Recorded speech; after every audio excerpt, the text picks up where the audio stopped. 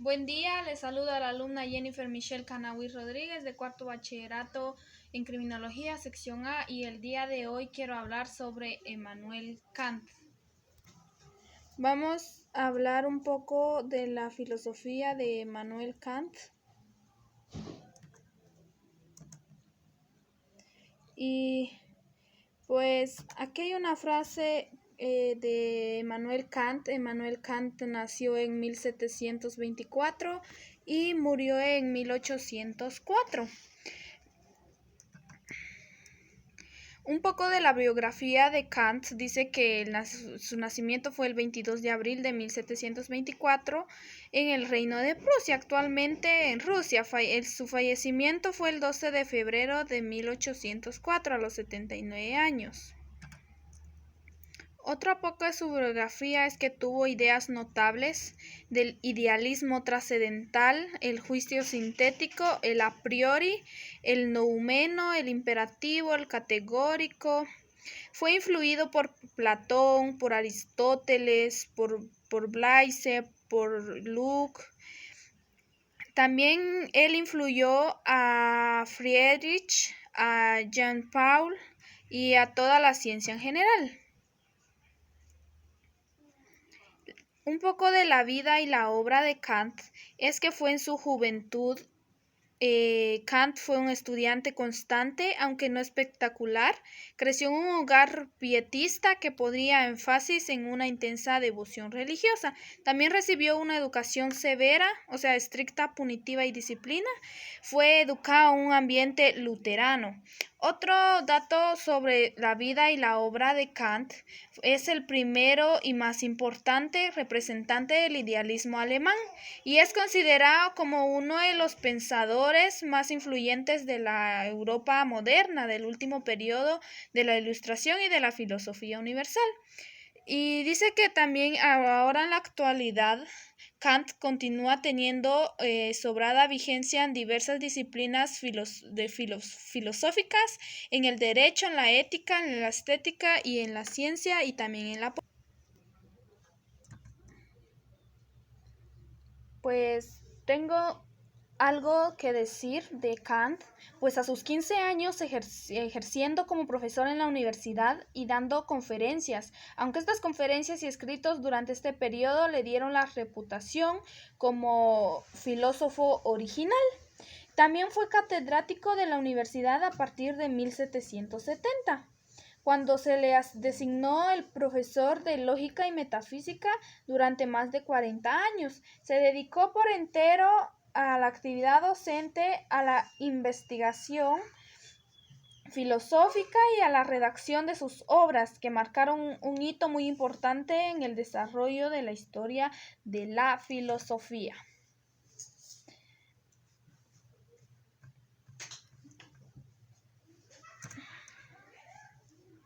Las aportaciones de Kant, pues dice que la filosofía de Kant no niega la existencia de Dios, ni tampoco un orden moral, ni la realidad pensable de un mundo físico.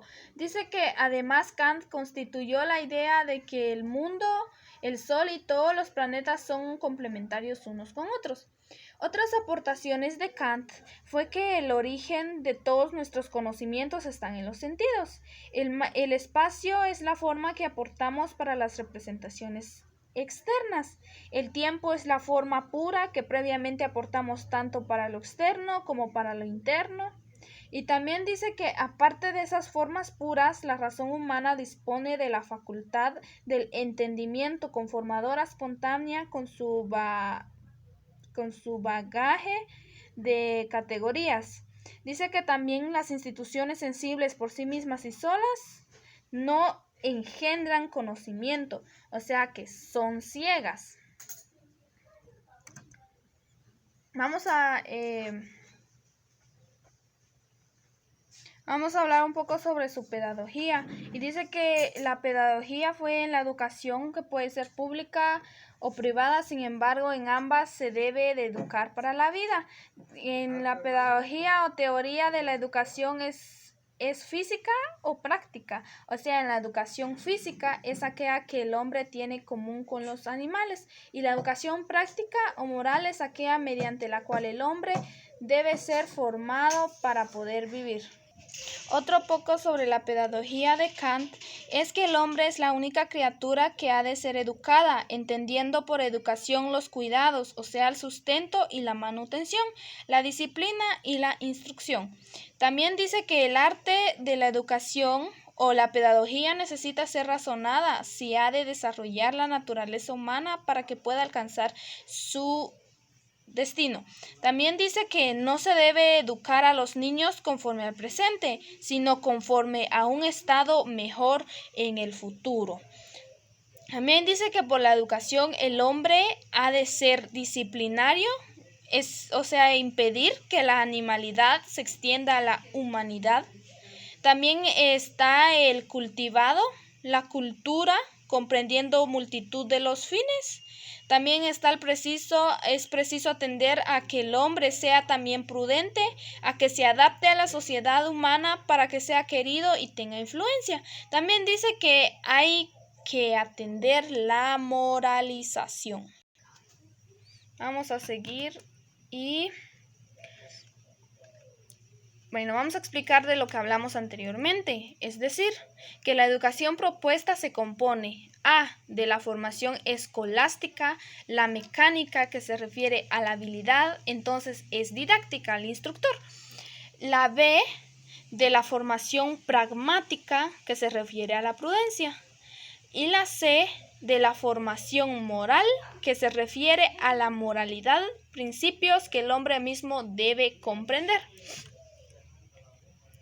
Las obras de Kant. Dice que se suele dividir la obra de Kant en dos periodos, el periodo precrítico y el periodo crítico.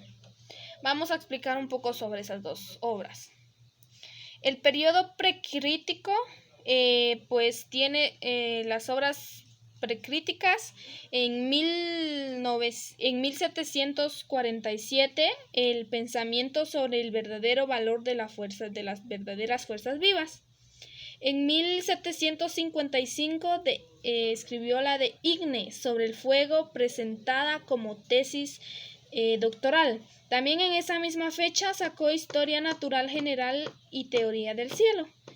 También a la misma fecha de 1755 sacó la nueva dilucidación de los primeros principios del conocimiento metafísico. En 1762 la falsa sutileza de los cuadros de figuras silogísticas.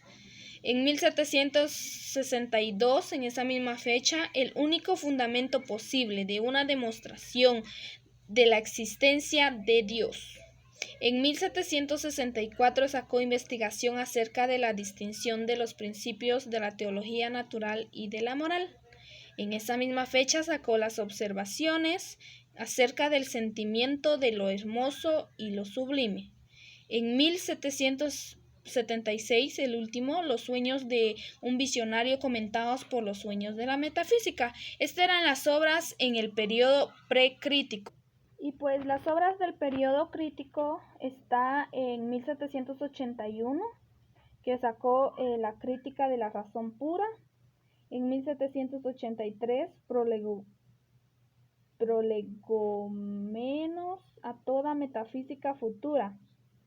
En 1784, ideas para una historia universal en clave cosmopolita. En esa misma fecha sacó ¿Qué es la ilustración? En 1785 sacó Fundamentación de las metafísicas de las costumbres. En esa misma fecha sacó Sobre los volcanes de la luna. En 1786, Primeros principios metafísicos de la ciencia natural. En esa misma fecha sacó Los fundamentos metafísicos iniciales de la cosmología. En 1787 sacó la segunda edición de la crítica de la razón pura. En 1788 sacó la Crítica de la razón práctica, en 1790 la Crítica de la facultad de juzgar, en 1791 sobre el fracaso de todos los intentos filosóficos en la teología, en 1793 sacó la religión dentro de los límites de la mera razón. En esa misma fecha, en 1793, en torno al tópico. Tal vez eso sea correcto en teoría, pero no sirve para la práctica. En 1795, hacia la paz perpetua. En 1797, la metafísica, las costumbres. En 1797, en ese mismo año, el conflicto de las facultades. Y en 1798, la antropología desde el punto de vista pragmático. Y pues Kant dijo también que opus posthumum quiere decir que recoge los escritos no editados por Kant en los que trabajaba antes de su muerte y que manifiestan una evolución de su pensamiento hacia las posiciones que defenderá posteriormente el idealismo alemán. Algunas frases de Kant dice: tan solo por la educación puede el hombre llegar a ser hombre. El hombre no es más que la educación hace de él. No se puede aprender filosofía, tan solo se puede aprender a filosofar. Dice que la paciencia es la fortaleza del débil y la impaciencia es la debilidad del fuerte. Y para finalizar, quiero decir que Kant sintetiza sus pensamientos y en general el campo de la filosofía en sentido cosmopolita en 3 preguntas: ¿qué debo hacer? ¿Qué puedo saber? ¿Y qué me está permitido esperar? Que también podemos resumirlo en una sola pregunta, que es: ¿qué es el hombre? Y quiero finalizar con esta frase de Immanuel Kant, que dice: el sabio puede cambiar de opinión, el necio nunca. Pues aquí finalizo. Muchas gracias. Esto fue un poco sobre la filosofía de Kant.